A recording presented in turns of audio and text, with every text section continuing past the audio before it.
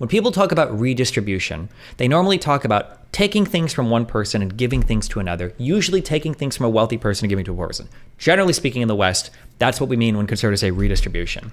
The Soviets and the Chinese had issues with distribution, but it wasn't bad because it was redistribution. It was bad because of the mode of economy, of trying to figure out from a central governing body what your economic output should be rather than using market forces. That was the issue.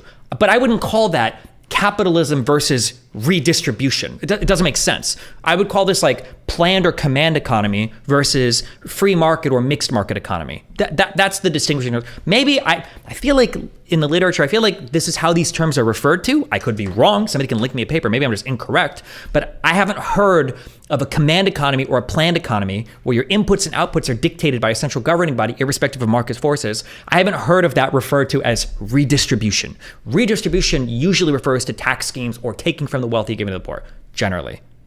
That's it. You just wouldn't call that. It's not like redistribution. You would call it an issue of planned command economy versus free market or mixed market economy. Yeah. Can't you say their command economy is driven by desire for redistribution? I just don't think I would use, because like in the United States, I'm a huge proponent of redistribution. It's an incredibly positive thing. We should absolutely be, because of the fact of marginal utility. We have to do like an Econ 101 course. Okay. I can't do every goddamn fucking explanation for everything. Okay. There's a concept called marginal utility. What marginal utility means is the next thing that you have doesn't matter as much as the thing before it, okay? If we say that this is $10,000, okay? Going from $0 to $10,000 is a really big deal, okay? Going from 10 to 20,000 is not as big of a deal. It's still a big deal. You're doubling your money. 20 to 30 is nice, for sure. 30 to 40 is still nice. 40, at some point, you get to, if you've made $200,000 and somebody takes 10 grand from you, depending on your financial situation, you might not notice, right? This is marginal utility. Marginal utility means that the utility that you get from the next thing tends to decrease, right? Do you see this? If we measure the difference here between the utility that we get, if we look at our curve, the utility you get from one unit to the next, see how it's decreasing, except for my drawing is bad?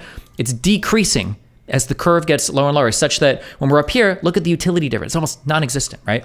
What this means is that if you're measuring society on a function where we're looking at the overall utility of society, if you take something from a guy up here and you give it to a guy down here, whoa, we've just created so much from that thing, right? If you steal $10,000 from me and you give it to a poor family, the improvement in life of that family, theoretically, for at least some number of months, is going to be massively outscaled versus my $10,000 that I would have just spent fucking your mom 1,000 times, right?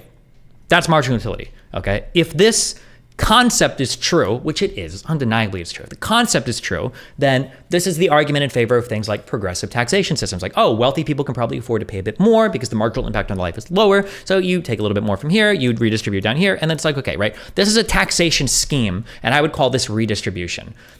Planned economies, we are trying to say, like, there's people here, we can produce this much here. Let's go ahead and requisition 10,000 units from here, and these guys need 10,000 units. Okay, well, these guys need 4,000 units. We're gonna requisition 4,000 units from these guys, and we're gonna run this for a while. This form of like trying to plan your economic inputs and outputs doesn't work, because let's say 2,000 people move here in the course of a year. This central body can't figure out, like, in a very quick and adaptive way, well, okay, well, fuck, how much more do we need to take from them? How much more do we need to transfer here? Do these guys need to send us? It's impossible. You can't do it, okay? This is called the calculation problem, okay?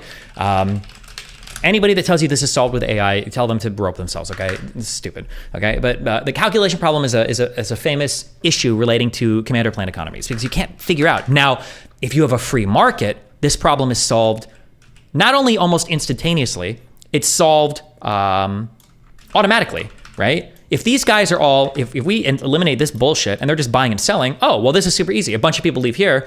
Oof, well, all these people left here. So your demand is decreasing, okay? Meaning that your price is decreasing. Well, or no, Yes, meaning you're not going to sell here as much anymore, right? Holy shit, the demand has fallen so much, people only want to pay $5 per unit when we were selling at $10 per unit. And now these people down here, there's so many population growth, there's so much population growth here. Well, these guys were buying at $10 a unit, now they're buying at $15 a unit. Holy shit, we need to get some fucking trucks to sell food to these people, right? This is how market forces, when you're using supply and demand, are helping you distribute shit throughout your economy in a more efficient manner.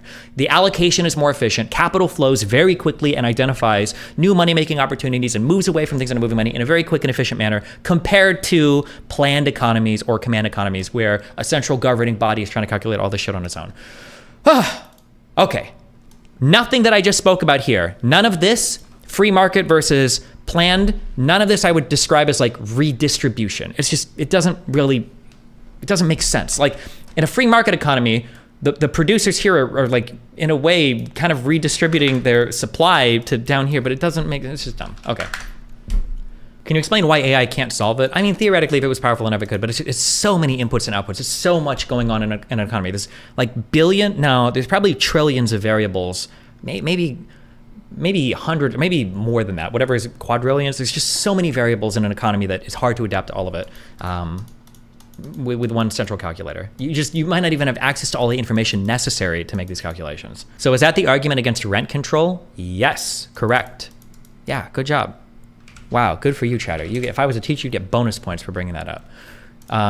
The issue with rent control is that if we draw our curves, okay, if you would supply a given apartment, okay, this is the supplier, this is the consumer. I don't know how they normally draw these. But if you would supply apartments here, but somebody says, oh, well, we're only gonna allow you to rent right here.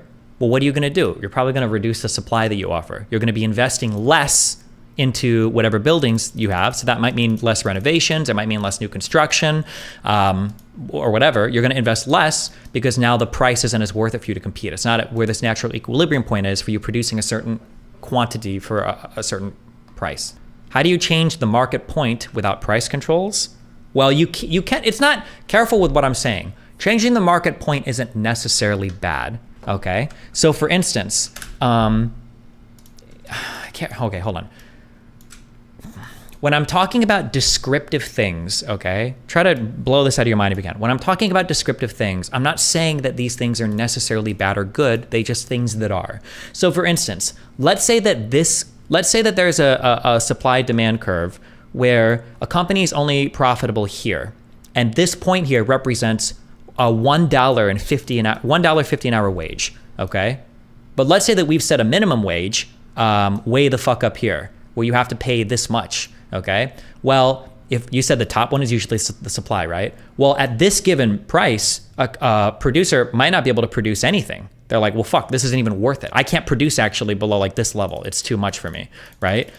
But do we want businesses in society that can only function with paying wages of $1.50 an hour?